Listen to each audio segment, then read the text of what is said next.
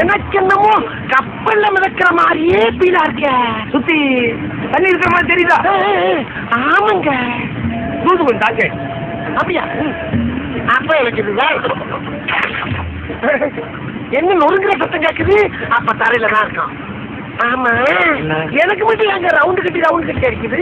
மனசுல கஷ்டம் இருந்தா அப்படிதான் இருக்கும். அதை உடனே வெளியில கட்டிடணும். அப்ப நான் கட்டிடுறேங்க. முதல்ல செய்யுங்க. நான் வேலை செய்யற இடத்துல வச்சாதாங்க ரொம்ப கஷ்டமா இருக்கு. அந்த வீட்டுல அலையில இருந்து கிளை வரைக்கும் நீ படாத பாடுபடுத்துறாளுங்க.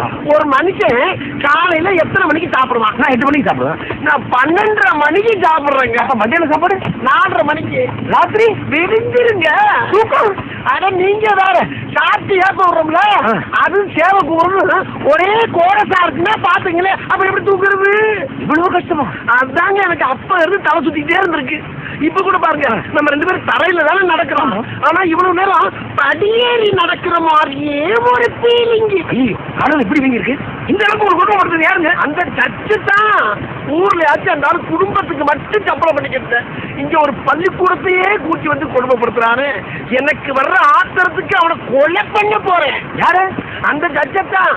முந்தா நாள் கூட எவனோ ஒருத்தன் அந்த ஆளை சுட தெரியாம சுட்டுட்டான். அதுல எஸ்கேப் ஆகி ஓடிட்டான். ஏன் தெரியுமா?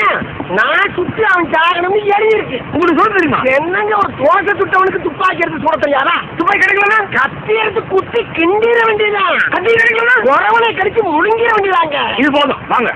எனக்கு ஆத்திரம் அடக்கலங்க. என்னங்க இன்னும் கொலைய பண்ண அதுக்குள்ள எனக்கு கூண்டு வச்சுட்டாங்க.